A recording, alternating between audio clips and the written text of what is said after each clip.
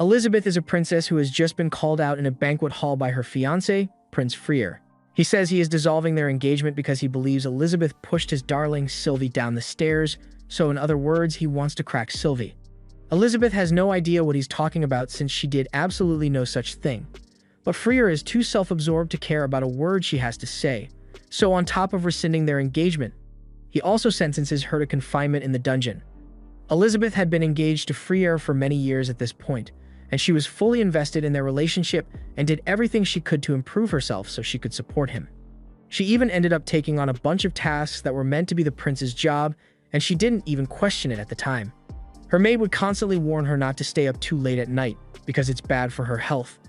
But Elizabeth would say she just needed to finish one last report because the prince was too busy with a meeting to do it himself. However, that meeting she was referring to was more of a party than an obligation, so basically, the prince had offloaded all his work onto Elizabeth so he could go have fun. At this point, Elizabeth was still trying to convince herself that all this was perfectly normal, so she told her maid she was fine with the way things were since she actually got things done a lot quicker when the prince wasn't around. Also, she's not doing it just for Freer's sake, but rather for the sake of the subjects, because she doesn't want them to have to suffer if matters like this are left unattended. On top of handling all the prince's political affairs for him, Elizabeth also runs a company known as Funnel Corporation, and it has been doing really well lately. So Elizabeth plans to expand so they can hire more employees. The whole reason she created the company in the first place was so she could give back to the community and use it to partake in philanthropic activities to help the poor. As a result of all her kind actions, Elizabeth has become quite popular amongst the townspeople, and they all say they'd love to thank her personally for all her help. But Elizabeth has always been too embarrassed to receive direct praise, so she has never actually revealed herself as the one behind the Funnel Corporation, and as such, no one recognizes her as she's walking by. And she was perfectly fine with things this way because she only wants to make the people happy and couldn't care less about receiving praise or recognition for it. The next day, while Elizabeth was busy with another large pile of paperwork, the prince finally rolled out of bed and came into her office to tell her that the Gecko group, the ones who invited him to that party the other day, are requesting access to the royal treasury to expand their business, so he wants her to write up the appropriate paperwork for it. However, Elizabeth immediately tells him she's not going to approve such a request. She had looked into the Gecko Corporation, and she found out that they've been skimming a lot of profit off their books lately, so if they were given access to the royal treasury, they'd no doubt start skimming there too. The prince becomes annoyed when she says that because he is trying to impress his new friends, and if Elizabeth rejects their proposal, then it's going to ruin his street cred with them. He tells Elizabeth to just do as he says because she's just his fiancée. But Elizabeth doesn't back down because she knows the rules are on her side, and agreeing to such a request would harm the royal family's reputation as a whole, so there's nothing Freer can say to change her mind. The prince then storms off in anger, and once he is gone, Elizabeth gets the attention of Freer's knight and asks him to please keep an eye on the prince so he doesn't end up getting tricked by any ill-intentioned individuals. Robert understands what she's trying to say, and he says the prince was probably just too tired from the trip back to think things through properly. Elizabeth sure hoped that was the case because an idea like giving a group of corrupt officials direct access to the royal treasury could have easily caused the decline of the kingdom. And Elizabeth wants to prevent something like that at all costs, because when a kingdom declines, it's the ordinary people who suffer the most. A little while later, Elizabeth is preparing to head out because now that she's done with the work for today, she finally has time for a much-needed break. So she asks Michelle to get her carriage ready because she wants to make every minute count. However, before she could leave, her father suddenly comes into the office looking for her. He is here to inform Elizabeth that an emergency meeting has been called in regard to recent monster activity, and the king will have to attend. So as the king's right-hand man, Elizabeth's father will have to go as well. Elizabeth asks when this meeting is scheduled for, and he tells her it's next week. But that's really bad news since next week was meant to be the kingdom's anniversary party. She says they are going to have to cancel the party now, but her father tells her they can't since the guests from faraway places must already be on their way by now. Thus, he says the party will be held as planned, and Elizabeth doesn't see how that's going to be possible with both the king and the chancellor away, but he explains that the king has personally entrusted everything related to the party into the hands of Elizabeth. She is shocked when she hears this and tries to refuse at first, but her father tells her that the king firmly believes that all will go well if she is left in charge, and he has no one else he trusts as much as her. So her father asks her to take on the task, and when he puts it like that, Elizabeth doesn't really have much of a choice. She's a bit upset that she didn't get a chance to enjoy her day off, But there's no time to worry about that because she has a lot of work ahead of her if she wants to make sure the anniversary party is a success. While she's in the middle of thinking about what to do, Michelle looks out the window and notices the prince openly flirting with Sylvia. She was appalled by how openly Freer was cheating on Elizabeth, but Elizabeth didn't really care since it's fairly common for a prince to have more than one consort, and she really doesn't have anything against Sylvia. Her only gripe is the fact that Sylvia was only recently adopted into a baron family and hasn't learned the proper etiquette for interacting with royals, but she doesn't think it's going to cause any problems. Elizabeth later invites Sylvia to have some tea with her in her room, and there, she politely warns Sylvia that if she wants to pursue a relationship with the prince, then she must be aware of the fact that her behavior can affect not only herself, but the prince's reputation and the reputation of the kingdom as a whole. Elizabeth then points out the injury Sylvia currently has on her leg, and the reason she's bringing it up is because she happened to find out that Sylvia got that injury while on an outing with a certain nobleman who isn't the prince. Now, Elizabeth is a civil lady, so she isn't going to call Sylvia out as the two-timing hoe she is. After all, the prince is pretty much doing the same thing to her, so she doesn't care about their messy relationship, but she does care about the image of the kingdom, so she tells Sylvia to refrain from cheating on the prince from now on. Sylvia keeps her head down and apologizes, but as she is leaving Elizabeth's room, she looks visibly pissed about the fact that Elizabeth caught her. At that moment, the prince just so happened to be walking by, so Sylvia got an idea to get back at Elizabeth and decided to play the victim in front of the prince. She turned on the waterworks and pretended to fall over in front of him, and when he asked her what happened, she pointed to the injury on her ankle and told the prince that Elizabeth was the one who did this to her, which leads us back to the present. Elizabeth tries to explain that she has no idea what the prince is talking about, and that aside, she tells him he shouldn't make such a scene when they've got guests from various different kingdoms in attendance today. But the prince doesn't care at all and orders Elizabeth to be sent to the dungeon for attempting to kill his beloved. Elizabeth still doesn't understand what's going on, and neither do any of the guards. But since Robert is the prince's personal knight, he doesn't hesitate to restrain Elizabeth. As Elizabeth is forced to the ground, she catches a glimpse of Sylvia's sly smile, and she immediately figures out that Sylvia was intentionally framing her for this. Pretty much everyone knows what's happening here is absolute BS, but with the king and her father away at the moment, the prince currently has the highest royal authority in the castle, so none of the guards can afford to oppose his orders right now. Thus, Elizabeth simply agrees to go to the dungeon for the meantime. Later on, word reaches the king, and Elizabeth's father receives news of what happened back in the kingdom while they've been gone, and the king is absolutely astonished by how foolish his son has been because he never could have imagined that he'd throw Elizabeth, the most capable woman in the kingdom, in jail over nothing. He wants to return immediately to set Elizabeth free and lay into his son over this. But this is where we find out that Elizabeth's dad really doesn't give a fuck about her because he just found out that she was unfairly imprisoned. And the first thing he did was convince the king that there was no need to go back because he didn't want to waste any time on Elizabeth. So he's basically leaving her to deal with everything on her own. And the king just goes along with it because he assumes her father would know what's best for his daughter. Back in the kingdom, a month goes by with Elizabeth in prison, and she had initially hoped she'd finally get to take a break from all her responsibilities for once. But even though the prince locked her up, he still somehow managed to force all his administrative work onto Elizabeth. A little while later, Michelle comes down to see Elizabeth while cloaking herself with magic, and to make sure no one suspects anything, Elizabeth uses hypnosis magic to knock the guard out. She then asks Michelle what's going on because she is sure word of this must have reached her father and the king by now, and she expected them to come back to straighten it all out. But Michelle informs Elizabeth that her father actually voted to leave her to figure things out on her own. And hearing that strikes a nerve with Elizabeth because her father always leaves her to deal with the dirty work he doesn't want to handle. And the bad news doesn't stop there because Michelle also mentions that the prince has begun going after her company as well. He is claiming that the Funnel Corporation was run by a traitor, and now he wants to replace all the executives Elizabeth chose with his own lackeys. Elizabeth thinks this is really bad since that idiot is going to destroy the company and put the kingdom in a bad spot. But Michelle doesn't understand why Elizabeth is still thinking about what's best for the kingdom that uses her as nothing but a convenient tool even after everything that has happened to her. Elizabeth agrees that it is infuriating to think about what the prince and Sylvia did to her, or the fact that her own father refused to come help her, but she says none of that is the fault of the people, so she doesn't want to let them suffer. However, Michelle has one more thing to report and informs Elizabeth that the prince and his inner circle have been spreading baseless rumors, accusing her of attempting to assassinate Sylvia and take over the country, and even though he has presented no evidence of this, The people have all begun believing and slandering her name, despite all the good she has done for them. And that was the final straw for Elizabeth, so for the first time she says, "Fuck," and decides she's not going to break her back for this kingdom a second longer.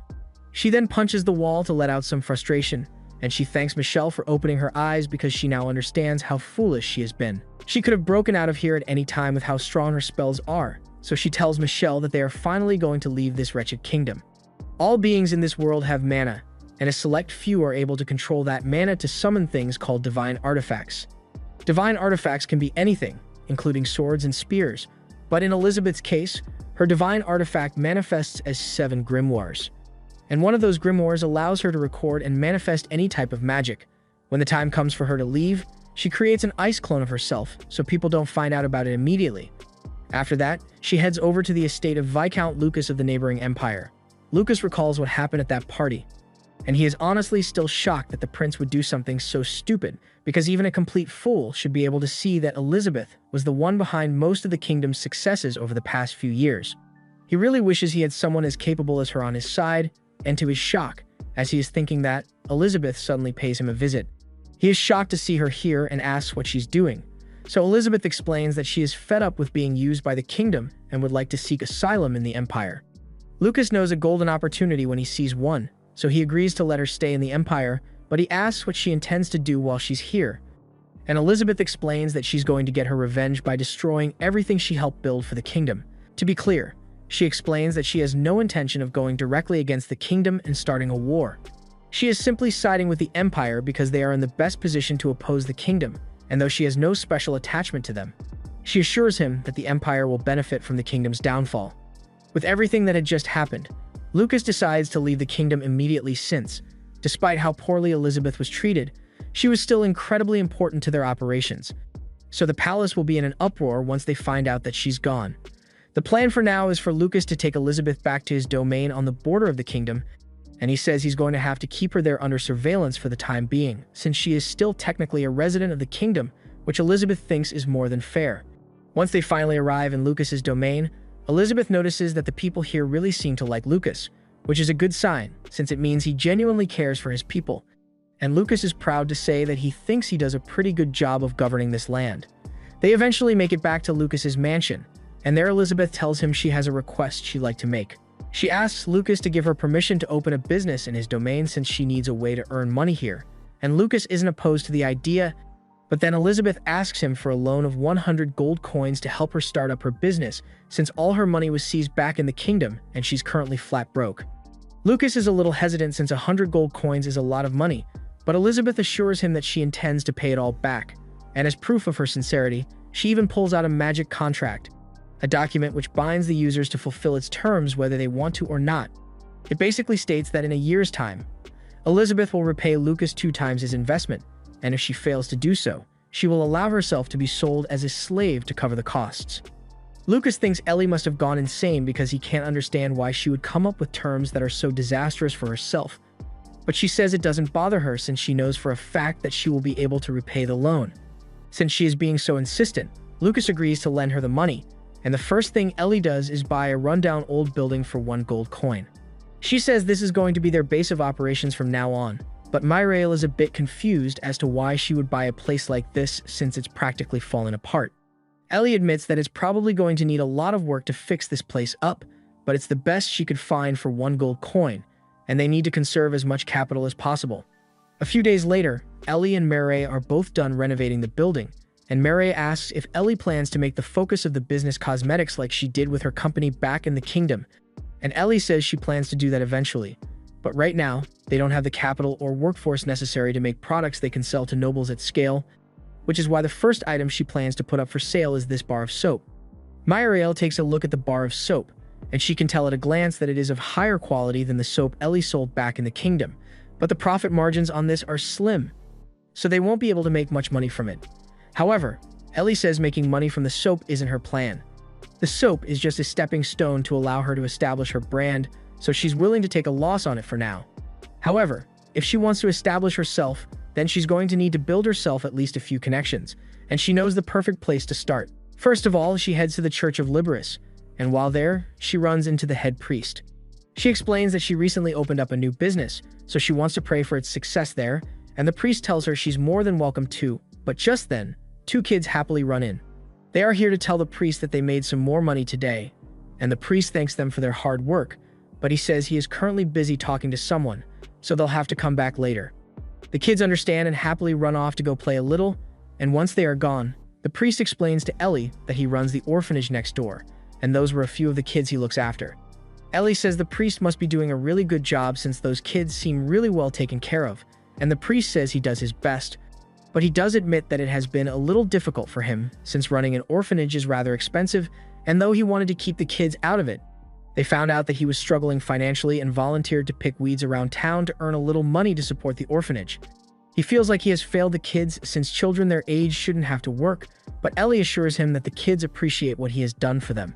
As a matter of fact, she says she'd like to make a small donation to the orphanage, but when she hands the priest 5 gold coins, he tells her he can't accept this much money. Ellie insists that it's not a problem for her, since she sees it as an investment. After all, those kids are going to become her future customers someday, so it's in her best interest to make sure they are taken care of now. After that, Ellie heads home, and when she gets there, she meets up with Mireille, who has been busy all day handing out some of their soap to the maids of nobles so they can build a customer base. And just as expected, within 3 months, their sales have begun growing steadily, and they've been able to expand into other cosmetic products like lotions and shampoos, so they have made a decent amount of money. Ellie has also made it a habit to donate some money to the orphanage every so often, so she asks Mireille to deliver this month's donation for her, and once that's done, she and Mireille head out for lunch together. Ellie is glad that their company has been growing lately, but she's sure their competitors aren't too happy about it. So she asks Mireille if the Gaz's company has made any moves against them yet.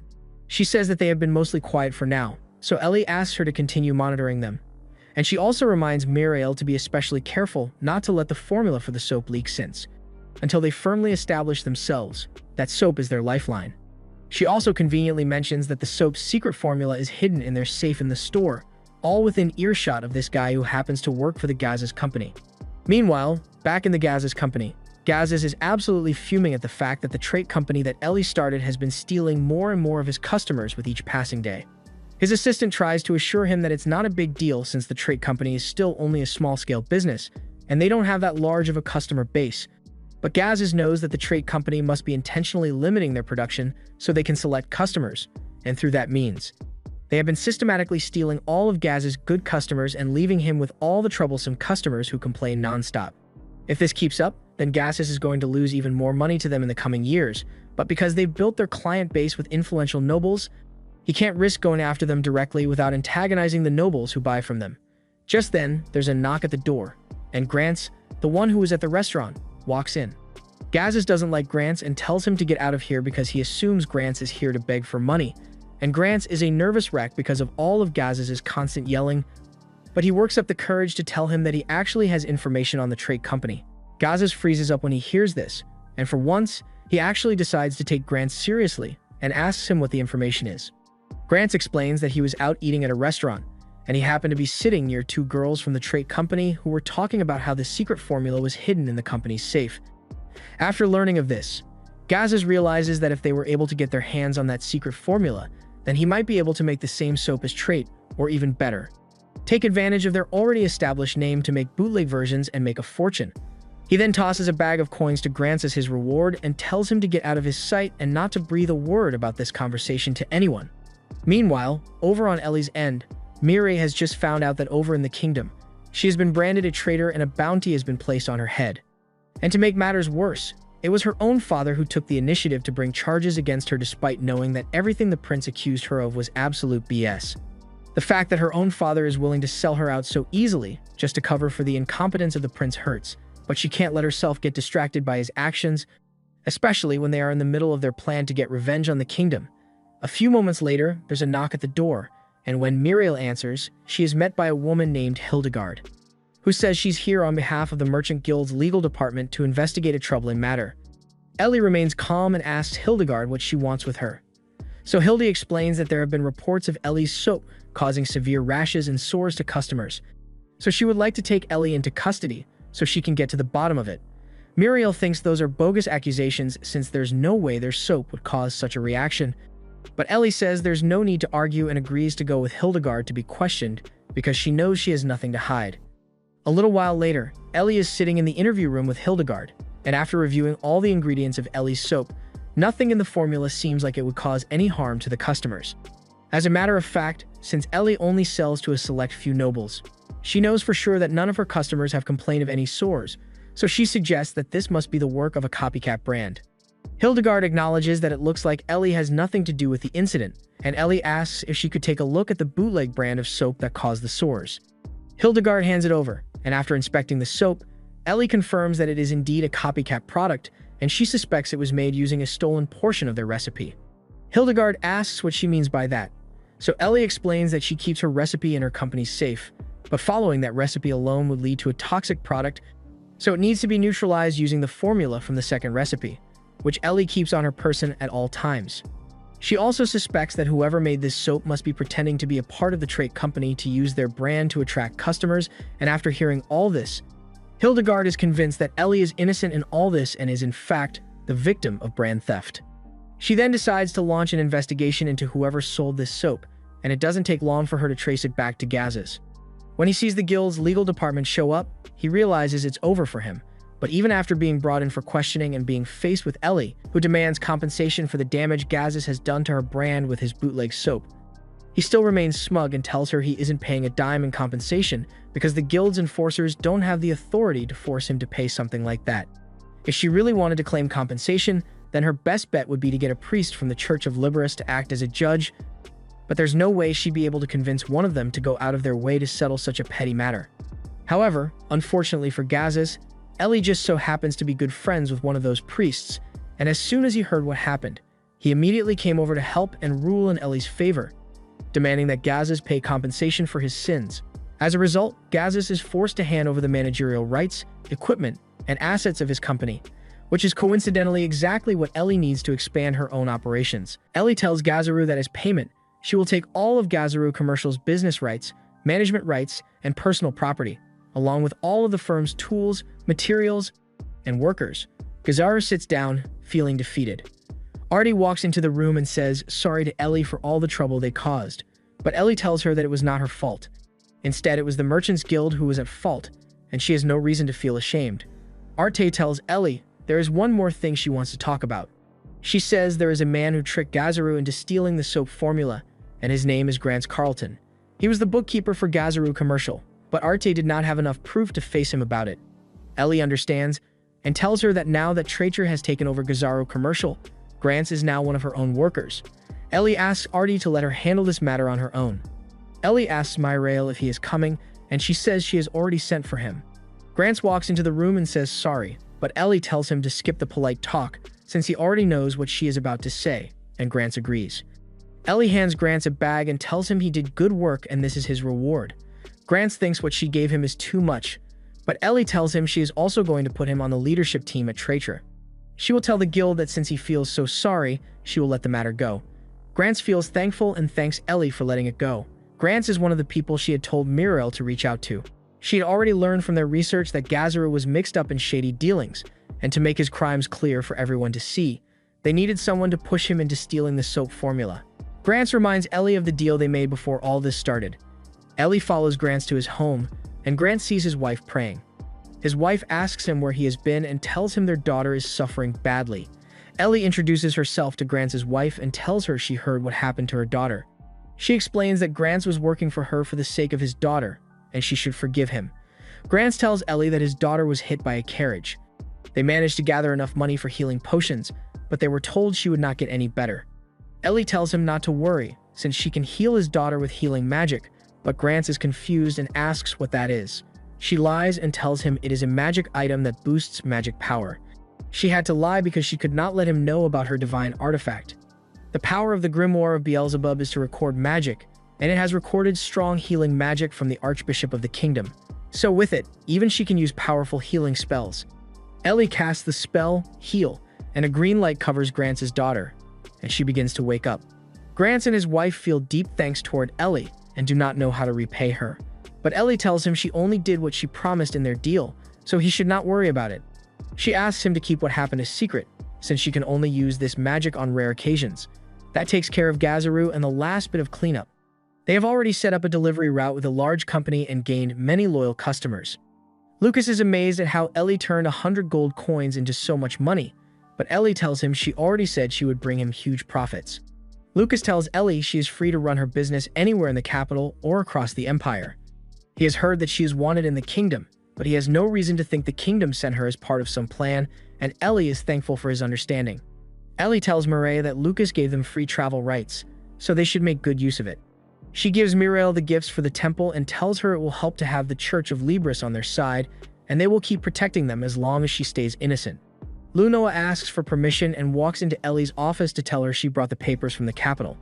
Ellie thanks her and tells her she has truly grown during her training, but Lunoa says she is still not good enough, though because Ellie saved her life, she will work as hard as she can. Ellie tells her that is a good attitude to have, and Lunoa leaves the room. Lunoa has gotten better since she was hit by a carriage, and it turns out she has a special magic skill called Item Analyze, which is very useful for merchants like them. Ellie decided to keep Lunoa on as a student and teach her magic. Now that they are moving into the capital market, they will need their old members too. Ellie uses her divine artifact called the Grimoire of Belphegor, one of the 7 grimoires, which records deals. By making a pact and paying a price to beings from other realms, such as fairies and the underworld, she can borrow their powers. Ellie says a spell and offers a silver coin, and white birds appear. Ellie tells them she is counting on them. Ellie tells Mireille that they are skilled at their jobs, and she is sure they will gather quickly. Once they are ready, the group will head to the capital. Over the next 6 months, Tritre Commercial bought up many firms and grew a great deal. Ellie decides to expand into the capital, and she leaves Grants in charge as deputy director while she is away. She is sure he is more than able to take on her role, and she is counting on him. She also tells Stua to help Grants as his assistant, and Stua agrees. The social season for nobles is coming, and Lunoa cannot join the events yet, but the capital is the heart of the nation, so Ellie tells Lunoa to study hard. Lunoa notices the road has turned rocky, and Ellie tells Mireille to be careful. Lunoa asks Ellie why she should be careful, and then an arrow is shot toward Lunoa. Ellie pulls her out of the way. Ellie explains that rough parts of the road like this one are not patrolled often by the local army, so you tend to run into bandits there. Ellie tells Mireille to look after Lunoa, and she steps out to face the bandits. One bandit is shocked and asks if she really plans to fight all of them alone, and Ellie says yes. Ellie uses ice magic to strike the first man, and the bandits are shocked that she cast a spell without speaking any words, and they think she must be a powerful mage. They tell each other to surround her and stop her from using magic, and she tells them she does not even need to use magic. The bandit is stunned as she cuts down 3 of his friends at once, and he begs for his life. He tells her he was just a farmer who could not make a living after paying his taxes, so he became a bandit. Ellie tells him she does not care about his reasons and cuts him down, since no matter his reason, he is still a bandit, and as a merchant, she shows no mercy to bandits. Lunoa asks Ellie if she killed him, and Ellie tells her bandits are no different from goblins or orcs. They take the money merchants worked hard for by force, and sometimes they even take their lives. If you show mercy, they will just attack someone else instead, which is why the rule is to kill bandits on sight, and she should remember that. Mireille tells Ellie there is someone asking for a ride ahead, and asks what she should do. Ellie tells her to stop, since she does not think she can leave a woman of the church behind. Tida tells Ellie she has saved her from a long walk. The thought of walking all the way to the capital had left her feeling discouraged. Ellie tells her she is lucky, since they happen to be heading to the capital too, and Tida gives her thanks. Tida tells her the Lord must have brought them together, and she introduces herself as a walking nun. They are church women who travel the land as part of their training, visiting small villages to give healing magic for free. Walking nuns are held in high regard, especially in remote villages that have no doctors or healers. Lunoa asks if they really heal people for free, and she thinks that is amazing. Ellie tells Tida that she does important work, and Tida says it is just part of her training. Ellie introduces everyone to Tida, and Tida hopes they will all enjoy the trip to the capital together. Lunoa asks Ellie how she knew the bandits would show up, and Ellie explains it was because the road had become so rough. Keeping up the roads is an important part of ruling well. Lucas is a fine lord, and he puts a lot of effort into keeping the roads in good shape, while the lord of this area is likely a fool. If you keep the roads clear, the flow of goods gets better, which helps the economy grow. Merchants and adventurers gather in areas that are doing well, which lets you collect more in taxes, so the land grows richer. That is why lords put so much effort into keeping and guarding the roads. Ellie asks Lunoa what would happen if the roads fell into ruin, and Lunoa answers that the flow of goods would slow to a stop and farms in remote areas would not get the supplies they need. Ellie asks what else would happen, and Tita wakes up and tells her to think of it the other way around. If the roads are in bad shape, the food and medicine made in remote places start costing much more to bring to the city. The people in town would need to spend more carefully to afford them, and that slows down the whole economy. Ellie says she is surprised the clergy knows so much about economics, but Tita tells her she knows far less than merchants do. Ellie explains that villages and remote areas are not the only places where prices would rise, since as a result, farmers lose their way and turn into bandits, and it costs more to move goods because you need guards, which leads to higher prices. Lunoa asks Ellie why the lords do not repair the roads, and Ellie tells her it is because they are foolish. They care too much about short-term money to worry about road repairs, and it is the common people who suffer when their leaders are fools. Muriel tells Ellie that more bandits are blocking their path, and Ellie tells Muriel to watch over Lunoa and Tita. But Tita wants to fight too, and tells Ellie not to worry about her. Ellie thinks she should probably avoid killing anyone in front of a holy woman, so she rushes at one of the bandits and punches him hard in the stomach, knocking him out. She turns around to see Tita smashing a bandit's head in without mercy. Tita tells Ellie she is finished and asks why Ellie has not killed hers yet. She tells Ellie that she must be quite kind-hearted, and Ellie disagrees. Tita asks if she was holding back because Tita was watching, and says sorry for that, but tells Ellie that bandits left alive are nothing but trouble, so she will take care of Ellie's share too. Just as Tita is about to smash the bandit's head, he wakes up and begs for mercy, but Tita tells him the Lord is merciful and people are sinful. If he repents, the Lord will show him mercy, but bandits are not counted as people to her, so they do not deserve the Lord's mercy, and she kills him. Ellie wonders if she should rethink how she sees clergy people. Tita shows Ellie that she found a gold tooth, and that they can sell it for good money. Ellie tells Tita to wash off the blood first, since if Lunoa sees her covered in it, she will be terrified. At the mansion, Fridi's butler tells him to think again about his plan to give out meals in the slums, and asks why he wants to give aid to people who can barely get through each day. What could be wrong with earning their gratitude? The butler asks whether he has read the budget reports, and Fridi says yes. The butler explains that handing out meals in such a careless way will drain the kingdom's treasury dry. Fride tells him not to be foolish, since Elizabeth used to feed the poor every week, but the butler tells him that she paid for it with her own money, and that Elizabeth never once used the nation's treasury for anything beyond plans that had been given to the throne. What is more, Elizabeth found work for the poor, helping them build stable lives. Helping the poor means more than simply handing out food. Fridi grows annoyed and tells him to cancel it, then walks out of the room. The butler thinks none of this would have happened if Elizabeth were still here. Tita is drunk and asks the server to bring more. Ellie asks if she should really be drinking this much, since she is a nun, and Tita tells her that alcohol is the water of life given to them by God. Besides, those bandits earned her a lot of money, and she thinks the real sin would be not drinking at a time like this. Ellie asks if she has already exchanged it, and Tita tells her she exchanged it the moment they arrived in town, and offers to split the money with Ellie, but Ellie tells her to keep it. Tita asks if she is sure, and Ellie tells her to think of it as a gift. Tita goes to hug Ellie, but Ellie tells her to get off her, since her nose is running. Lunoa tells Muriel that Ellie looks like she is having fun. Muriel says Ellie always used to look tense, with no one to open up to, but these days she sees her smiling happily, and she is glad. Fridi tells Sylvia that dealing with those stubborn fools wears him out, but looking at her calms his tired mind, and she is thankful for that. But someone hiding behind a pillar says that having the rug pulled out from under you by that fool must be miserable. Once they arrive at the capital, Ellie, Mireille, and Lunoa head straight to an inn since they need a place to stay until they can get settled in the capital, and Lunoa is amazed by how fancy the inn they chose is. Ellie tells her she's staying here too, and her room is next door to this one, but Lunoa says there's no need to pay for such an expensive room because of her. She'd be perfectly fine staying in a cheaper inn, but Ellie tells her she has to keep her image in mind. There's no telling who could be watching at any time, and since they are going to be starting operations in the capital soon, they wouldn't want people to look down on them because they stayed at a cheap inn. Lunoa says she understands, and a few minutes later, a man named Arnold shows up, and he says he is glad to see Ellie again after such a long time. Ellie is equally glad to see him, and Lunoa is a bit confused since she has no idea who the man is. So Mireille explains that Arnold used to be a key part of managing her business back in the kingdom, and he says he has already found some promising locations for Ellie's business and residence, and he has arranged for her to do a viewing as early as tomorrow if she wants. Ellie is surprised since she has no idea how Arnold knew to get everything ready even though she never told him they'd arrive today.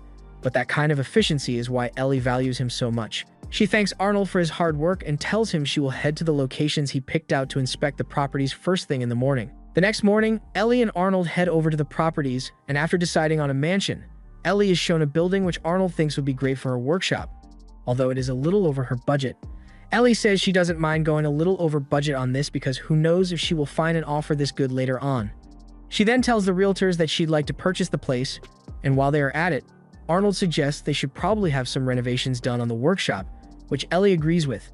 She decides to leave Arnold in charge of the renovations to the business property, and he also promises to have her mansion ready within a few days, but until then, Ellie and the others will have to continue staying at the inn. After Arnold leaves, Mireille mentions to Ellie that she'd like to hire some more staff. Ellie thinks it's a little too early to be hiring staff for the business since they haven't even opened up shop yet, but that's not what Mireille was talking about. She actually meant she wanted to hire another maid for Ellie since, once the business starts growing, it will be difficult for Mireille to be by Ellie's side at all times. Ellie agrees, and she says they could try hiring from the Merchant Guild, but Mireille doesn't think it's such a good idea to hire a complete stranger since Ellie is still a refugee from the kingdom, and if the wrong person were to find out about that fact, it could be disastrous. To make sure their new hire doesn't end up spilling any of their secrets, Mireille suggests they should buy a slave to work as Ellie's attendant since slaves are bound by seals that prevent them from disobeying their master's orders. There are two main types of slaves.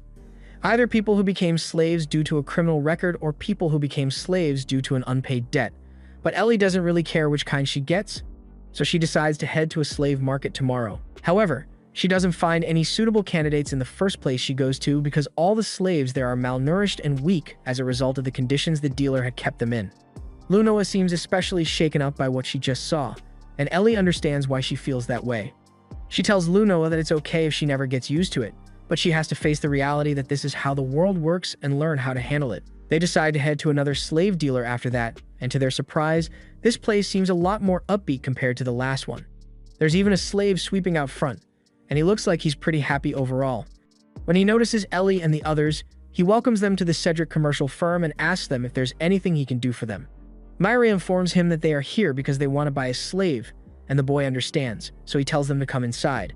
Ellie recalls hearing the name Cedric before because his business has been nicknamed the Educator's Business.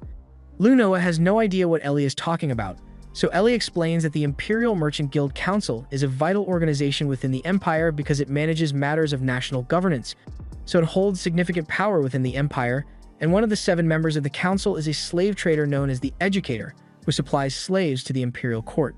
The group is then introduced to Cedric, and just as Mireille is about to introduce Ellie, Cedric says no introduction is necessary because he already knows all about Ellie and her company.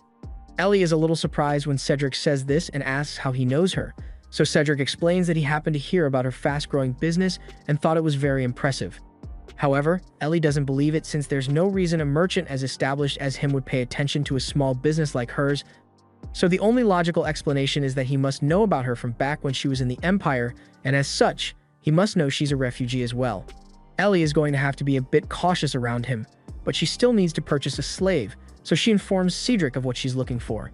She says she just needs someone to attend to her day-to-day matters, and ideally someone who can keep up with frequent journeys between domains. Cedric says he has the perfect person in mind, so he asks for Misha to be brought to the drawing room. Cedric then begins leading Ellie and the others so they can meet Misha. But along the way, Ellie happens to notice a room with 2 slaves being taught maths, and she is surprised by the sight. So Cedric explains that all his slaves receive a basic education. Some receive martial arts training, culinary training, or pretty much anything they happen to be good at. Ellie is impressed by how different things are here compared to the other slave traders, and Cedric is well aware that other dealers try to save costs by minimizing the amount of money spent on each slave, but he likes to take a quality-first approach and give the slaves everything they need to develop. Although that does mean his slaves are more expensive than the ones you find at the other slave markets, Ellie thinks the price is well worth it. They are later brought to meet Misha, and Cedric warns them that this is Misha's first time meeting customers, so she might be a little nervous, but Kakin people are very physically capable, so she should be able to keep up with Ellie's travels, though she probably won't make for the best bodyguard. Ellie seems happy with Misha, so she says she'd like to sign the contract with her, and Cedric is glad to hear it. To finalize the deal, Ellie places her hand on the slave crest as Cedric casts the spell to transfer ownership of Misha to Ellie. He then tells Misha to make sure she serves Ellie well, and Misha promises to do her best. She then thanks Cedric for everything he has done for her, and Cedric wishes her good luck. The next day, Misha officially begins working for Ellie, and one of her first duties is to manage Ellie's schedule. So she informs her that she has to inspect the renovation of the new building in the morning, and then in the afternoon, she has 2 meetings and 1 sales negotiation to get through. Ellie thanks Misha for the effort, but she tells her that in the future, it would be nice if she also mentioned who the meetings and negotiations were with. Misha apologizes for her mistake, but Ellie says it's not a big deal since she's still learning the job. For now, Ellie is most focused on completing the sale of her latest product for the capital market, her lip gloss, and she will be meeting with Baroness Melanie later today. At the party, Ellie goes up to Melanie, and she is so happy to see her that she calls the attention of all her noble friends and tells them all that Ellie is the owner of the Trait Company which has been supplying her with all her makeup lately. The noble ladies all get excited when they hear that because they have personally seen how well the makeup works, so they start asking Ellie how they can buy some. And Ellie informs them that she plans to open up a capital-based store soon. Though it's going to be membership-based for now since her production capacity is limited, Ellie says that since Melanie was the one who introduced them to her, she is going to make sure they all get priority membership. This gets the noble ladies even more excited than before, which is exactly what Ellie was hoping for because in truth, she has the capacity to make as many cosmetics as she wants. But by pretending the supply is limited, her makeup membership will become somewhat of a status symbol, making it even more valuable to the nobility. And on top of that, by giving membership to those whom Melanie introduced, they are now indebted to Melanie, which she is most certainly pleased by. So Ellie's relationship with Melanie is sure to improve significantly. To capitalize on the momentum, Ellie offers Melanie the new lip gloss she made, and Melanie absolutely loves the color.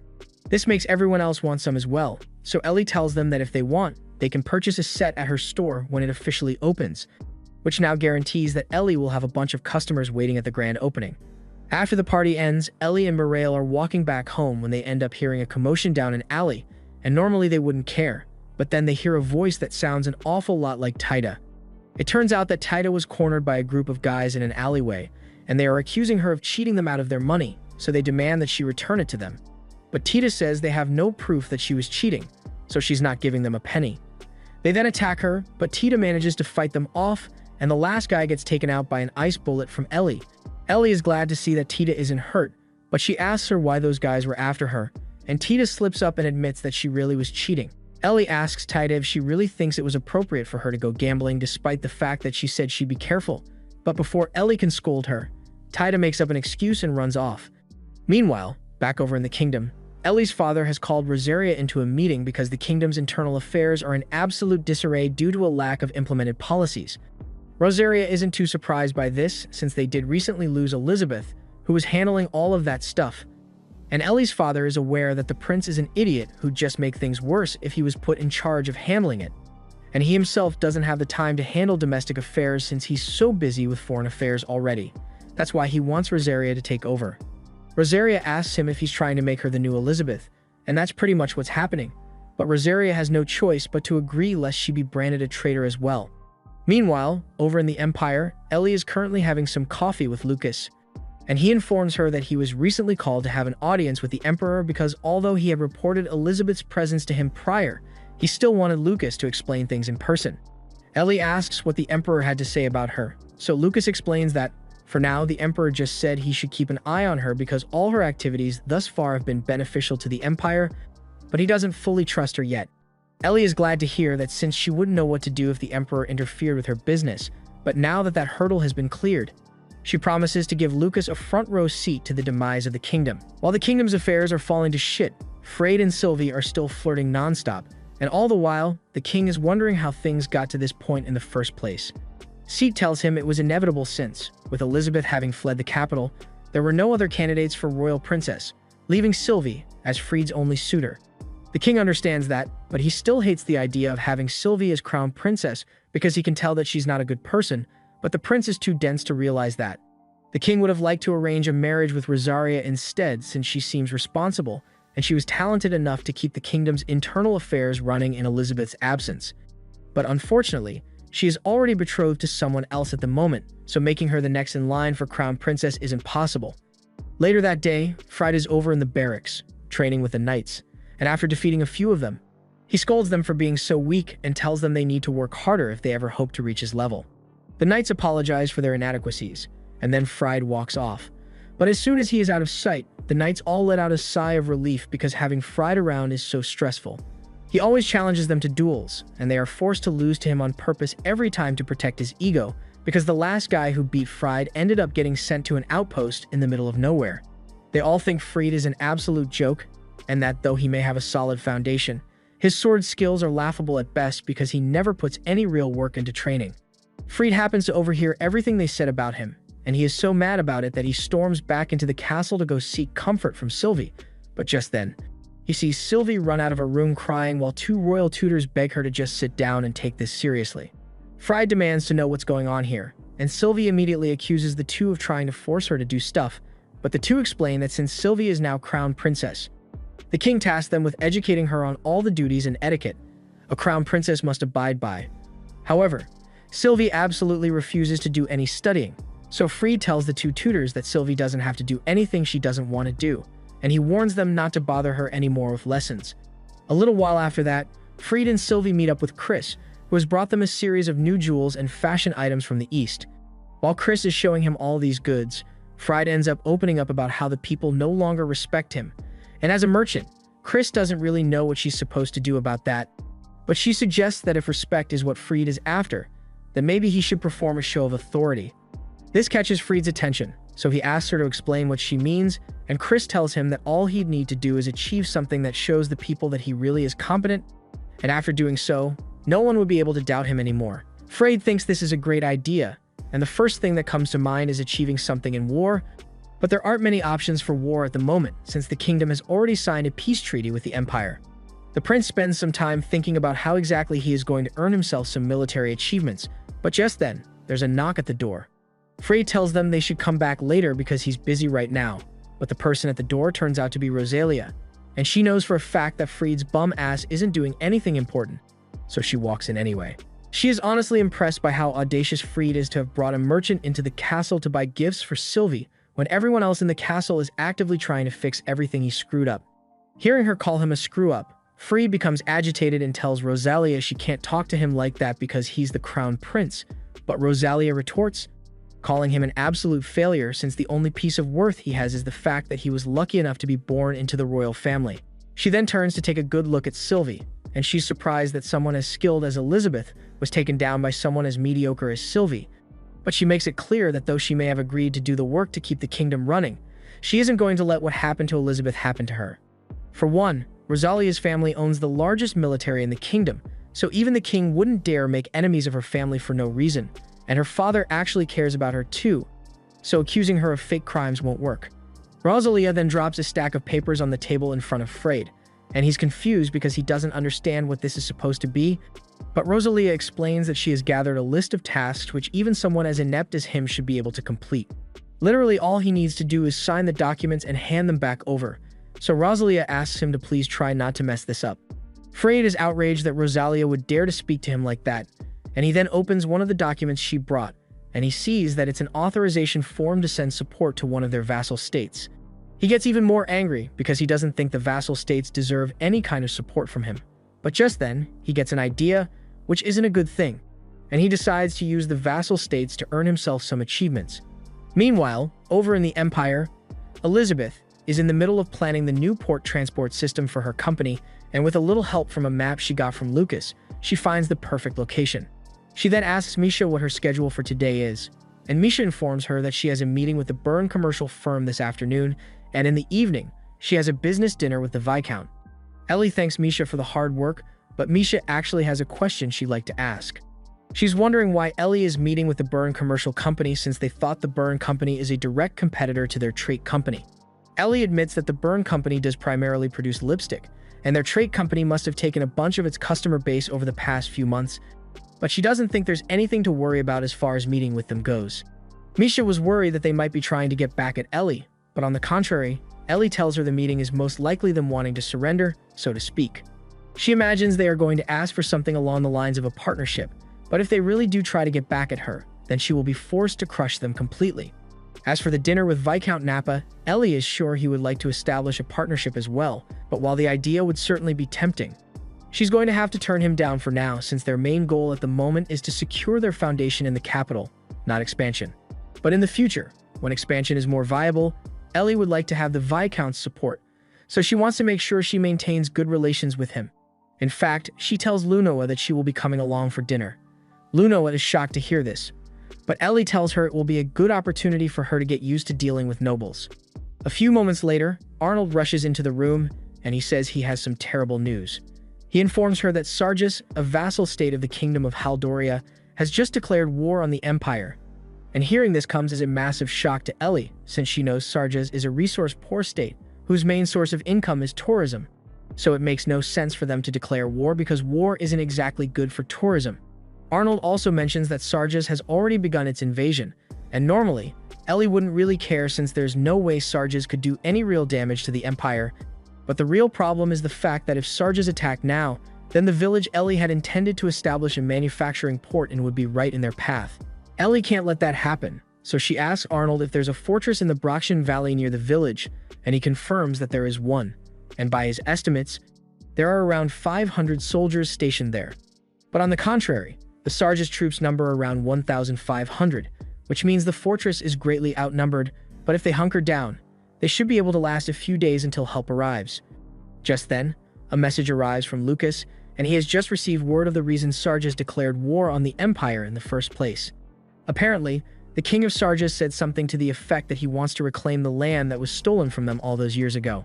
Arnold recalls that the Empire did take some land from Sargeas 20 years ago, but they didn't steal the land.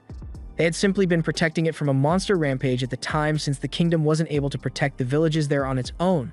And normally, if you take charge of a piece of land for an extended period, you are allowed to assimilate it into your territory, so it makes no sense that Sargeas would now accuse them of stealing it.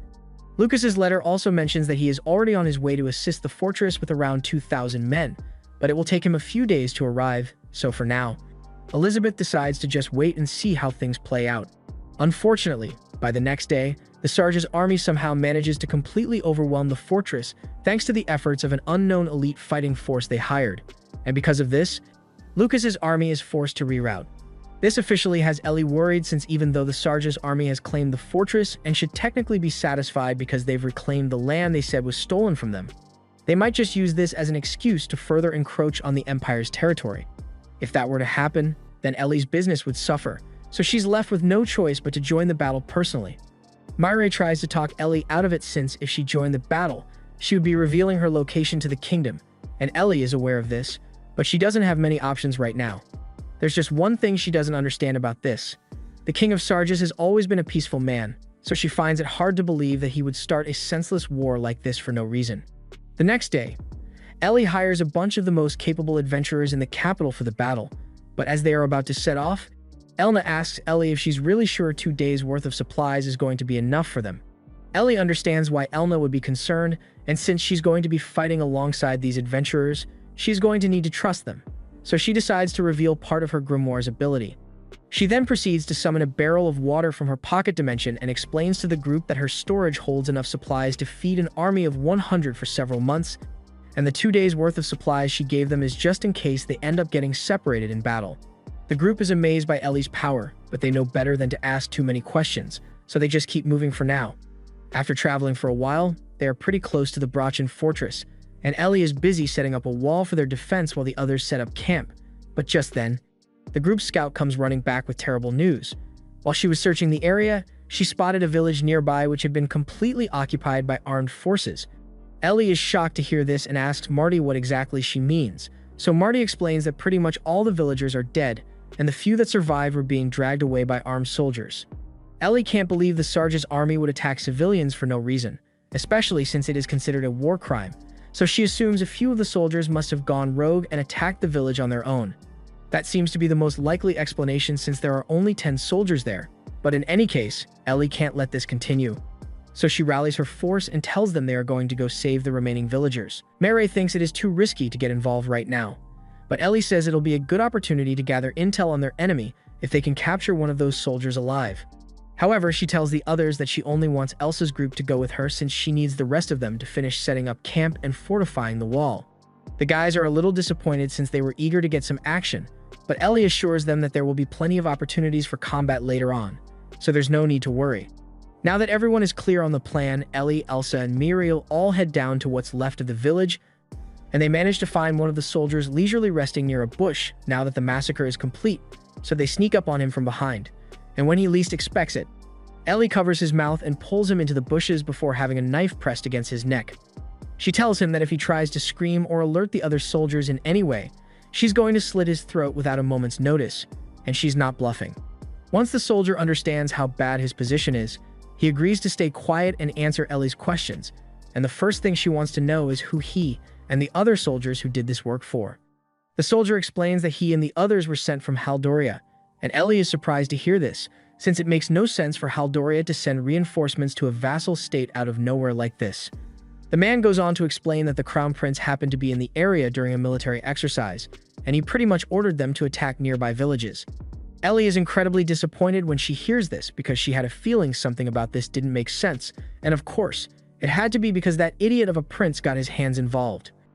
She explains that Sarges is not very independent as a state, so they are heavily dependent on the salt exports from Haldoria, and approving those salt exports is a task that was assigned to the prince. Ellie used to handle pretty much all the terms of the agreement and just give it to the prince to sign afterwards, but now that the prince is handling it himself, he must have threatened to cut off Sarges' supply of salt if they didn't do what he said, and that's how this war started. Ellie assumes Freyd's goal is to boost his reputation, since people's opinion of him has been in rapid freefall ever since Ellie stopped covering for him, and he must hope to do so by creating this conflict to make himself look better.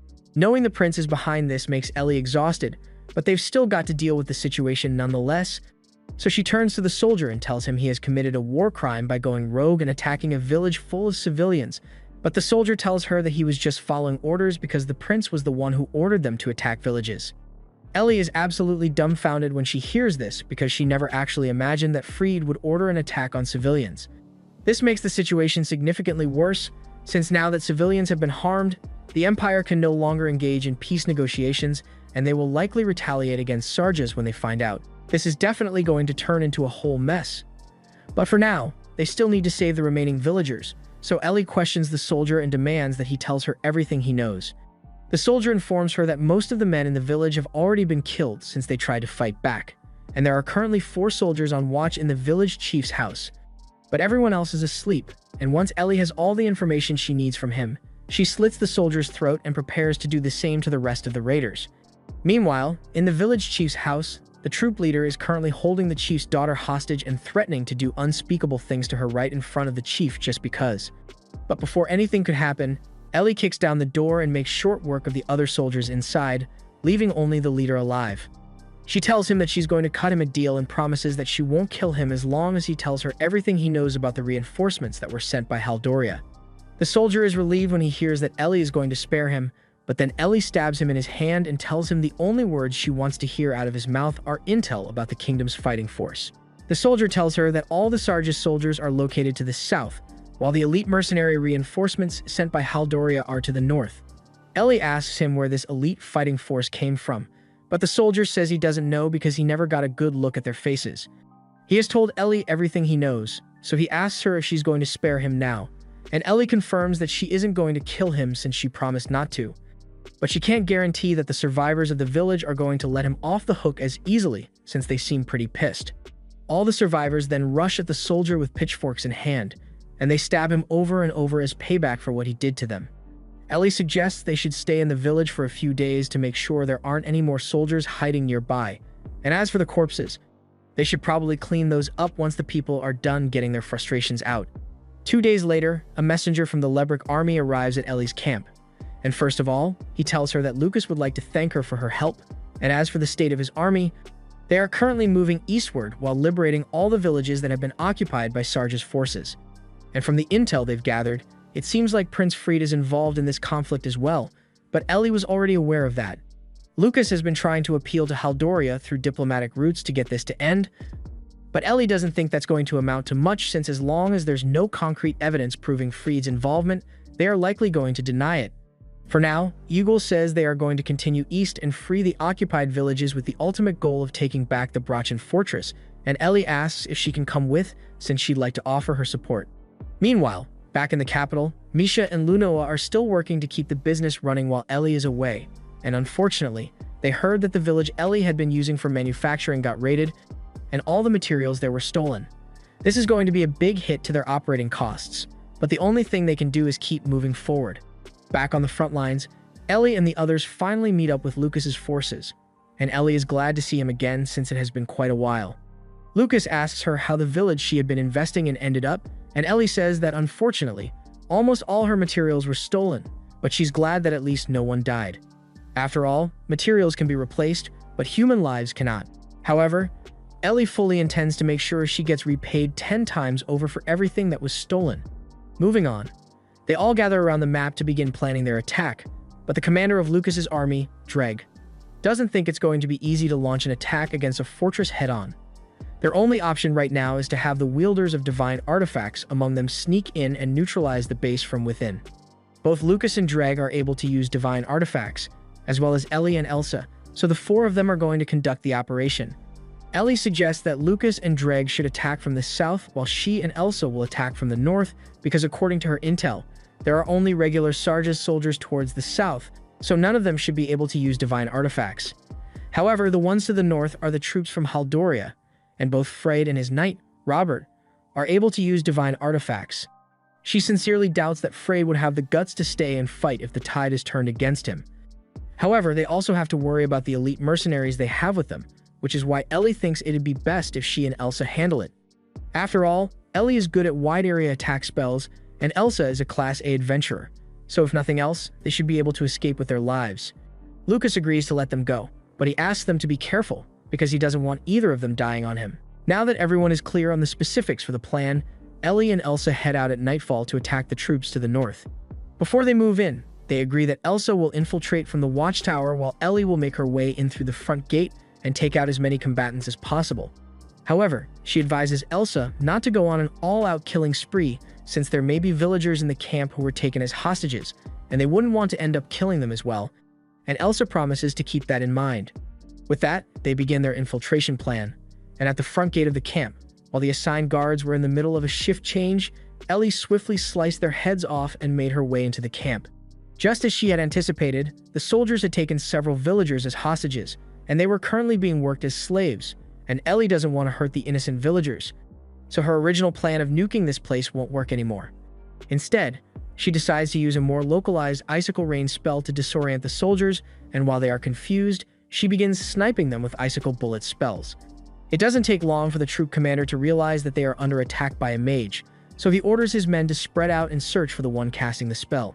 However, before he could even finish speaking, Ellie slices him clean in half. As the rest of the men spot her, they get into formation to attack since she can't hit all of them with ice bullets like this, but since all the soldiers have so kindly separated themselves from the villagers and gathered in one spot, Ellie simply uses a wide area frost spell to freeze all of them solid. Meanwhile, on Elsa's end, she is up against the elite mercenary squad, and she can immediately tell that these guys are a cut above the rest of the soldiers here. Individually, they aren't much of a threat, but their teamwork is so good that she can't get a good hit off on them, and they are slowly wearing her down with injuries. Elsa realizes she stands no chance of winning under these conditions, but luckily for her, she has a trump card up her sleeve. She activates her divine artifacts and manifests a flaming sword which grants her increased physical strength, as well as healing her of all her injuries. Now, no matter how much they injure her, she can keep fighting, and the leader is smart enough to realize that this is a losing battle, especially when Ellie joins in. He's skilled enough to hold his ground against her, but he's not looking to die here, so when he gets the opportunity, he throws a flashbang on the ground to blind Ellie, and by the time she regains her vision, he has already gathered the rest of his people and uses a teleport scroll to flee. Ellie and Elsa are disappointed that they weren't able to capture them, but at least they still managed to accomplish their goal of reclaiming the fortress.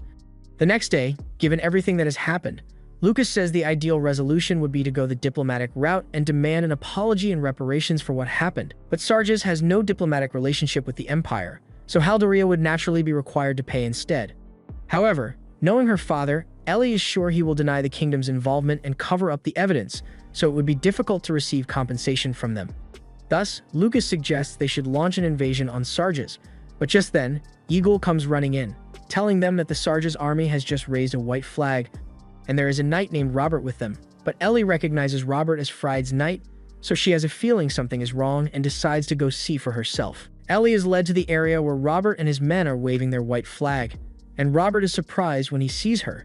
But this just makes him even more certain that surrendering was the right call, since he knows they stand no chance of winning against Ellie. Ellie still doesn't believe that someone who is meant to be the right-hand man of Fried would have the sense to surrender in this situation, but Robert isn't stupid. And though he normally takes his job of being Fried's knight very seriously, when Fried started this war for his own selfish reasons and ordered them to plunder and kill villagers, he couldn't bring himself to go through with it as a knight who swore an oath to protect people. Lucas tells Robert that they have already made plans to invade the Sarges territory, but he assures him that they don't intend to retaliate by targeting innocent villages, and they will do their best to avoid any unnecessary casualties. Meanwhile, back in the Sarges castle, Fried is busy complaining that the Sarges prince wasn't able to defend one single fort. He confidently says he is going to show him how it's done by crushing those imperial forces, but just then, he receives a report that Robert's squadron has stopped responding, and all of a sudden, all that confidence goes out the window. He immediately gets up and says he's heading back to Haldoria, and Prince Grint can't believe what he just heard because there's no way Fried actually intends to ditch them after instigating this entire war. But Fried has no shame and basically pretends he had absolutely nothing to do with this war, and he threatens to personally wipe out Grint's family if he tries to drag him down with him. After that, Fried and the rest of his knights leave Grint to deal with the mess he created. Over the next few days, Ellie and Lucas's invasion of the Sarges kingdom goes smoothly, mostly in part due to the intel that Robert agreed to share with them. Now, all that's left is for them to capture the capital, and if the castle's defenses are as Robert says they are, Lucas doubts they will be able to put up much of a resistance. Robert clearly looks really conflicted about this whole thing, but Ellie assures him that he is doing the right thing, because he may have sworn his loyalty to Fried, but Fried is clearly in the wrong here, so it is his duty as his knight and friend to help set him back on the right track. Hearing that makes Robert feel a lot better, so he thanks Ellie for her kind words, and Lucas also tells him that in light of his cooperation, they will guarantee him a position and lenient punishment in the Empire, and if negotiations with Haldoria go well, they might even be able to negotiate with Haldoria to allow him to return. Robert is really happy to hear that, so he thanks Lucas for his help, and once Lucas is gone, he then turns to Ellie and bows because he'd like to sincerely apologize to her for how he treated her a year ago.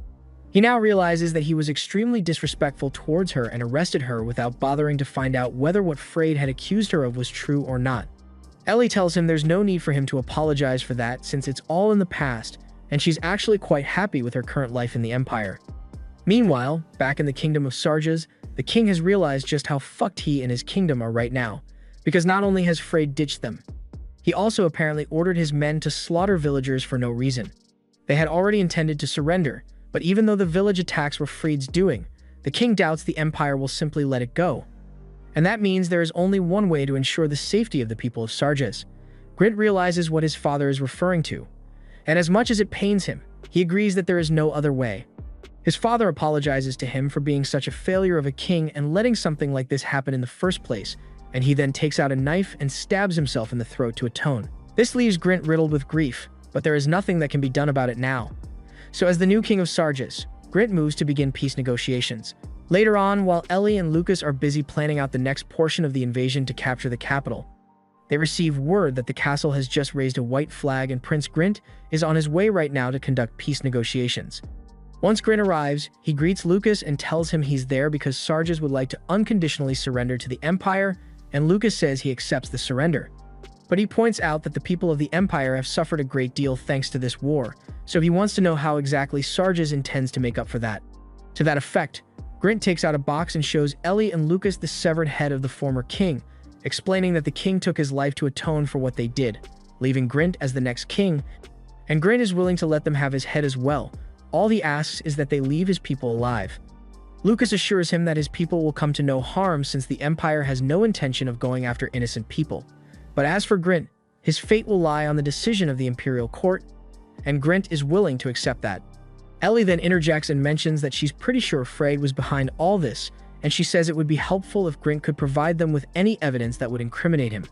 Grint says Fried's orders with his signature are still in the castle, and those should be sufficient to link him to this disaster. But just then, the ground trembles as a huge explosion goes off, and moments later, the Sarge's castle is engulfed in flames. The ones responsible are the adventurers who were hired by the Kingdom of Haldoria, and they were tasked with destroying any evidence that may link back to Prince Fried's foolishness. Connor asks Graham if he is sure this is enough since some evidence might have survived the fire, but Graham doesn't really care. Their instructions were to destroy any evidence if possible, and they aren't getting paid enough to sift through the ash to make sure everything was destroyed, so they are calling it a day for now and heading back home. A little while later, the fire in the castle has been put out, and Grint is horrified by the state the castle has been left in, and he has no idea who could have been responsible for this. But after taking a look around, Elizabeth comes to the conclusion that those adventurers who were hired to fight were likely responsible. Grint asks why she thinks that, so Ellie explains that the fire here may look like it was an accident, but there's evidence that some things in here were burnt intentionally. Most likely, the evidence that links Freyd to this incident. Additionally, she ended up fighting with Graham at one point, and she can sense his mana around here, so she figures he had something to do with it. Grint doesn't know much about the mercenaries, but he orders a full investigation into their whereabouts to figure out what they know. And in the meantime, Ellie tells Lucas that he should be able to handle things from here, so she's going to return to her business in the capital. Outside, Muriel tells Thomas and Elsa that they have pretty much wrapped things up here. And Thomas is a little disappointed since Ellie promised him a chance to do some fighting, but nothing really happened after the battle at that fortress. However, Muriel assures him that given the current state of the world, there will surely be many conflicts in the future, and they will be sure to call on him for help should the need ever arise. Just then, Elsa notices that Ellie isn't here right now, so she asks Murray where she is. And Murray informs her that Ellie will be traveling back to the Empire separately with Robert's group of soldiers that defected. Elsa is surprised to hear this and asks if it's really safe to let Ellie do that since the soldiers might have defected, but it's still dangerous to trust them like that. However, Muriel assures Elsa that Ellie knows what she's doing. Meanwhile, Ellie is with Robert's knights, and she tells them that they will be taking a different route from the rest to return to the Empire. Robert asks why. So Ellie explains that the path the others are taking cuts through the villages that were attacked, and even if he and his team personally didn't participate in the massacre of the villages, they are still Haldorian knights, and if those poor villagers were to see him, they would surely attack. Robert can understand that, so he agrees to take the long route, and Ellie tells him he doesn't need to worry because she will be accompanying him and his troops. And Robert fully believes Ellie is offering to go with them because she cares about their safety. However, he couldn't be more wrong. Back in the capital, Arnold and the others are excited because they just received a letter from Ellie telling them that Sarge's has surrendered, so she will be returning soon.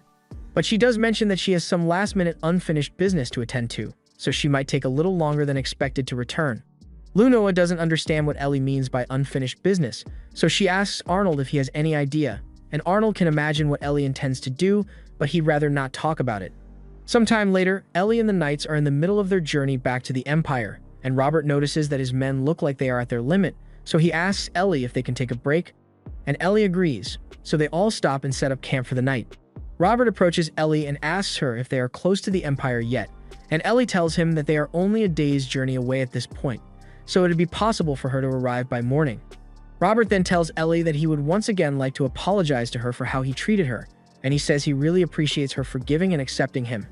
But Ellie cuts him off right there and tells him she never said anything about forgiving him. In fact, she despises him so much that she wants nothing more than to kill him right now. Robert is a little surprised when she says this because she told him earlier that she had put it all behind her into the past, but what Ellie meant by that was that it was in the past, so there's nothing he could say to fix what happened. She then takes out one of her grimoires and creates a stone wall around all of Robert's men, after which, she proceeds to summon another slime from the depths of hell, which melts all the knights into a bowl of night soup. Robert is horrified by what he just witnessed, and he asks Ellie why she didn't just kill him alone then if she still hates him for what happened. But Ellie says she has no real reason for going after the innocent knights, she just did it because they were with Robert. She then makes it clear to Robert that he is a delusional failure of a knight, and he not only failed to keep that idiot of a prince in check, he also failed his men. She then takes out another one of her grimoires which has the ability to alter a person's memory and implant suggestions in their mind. She honestly doesn't like using this one since it requires a bunch of conditions to activate, including her sacrificing a portion of her flesh, but she needs Robert to act as the first sign of her upcoming vengeance, so it needs to be done.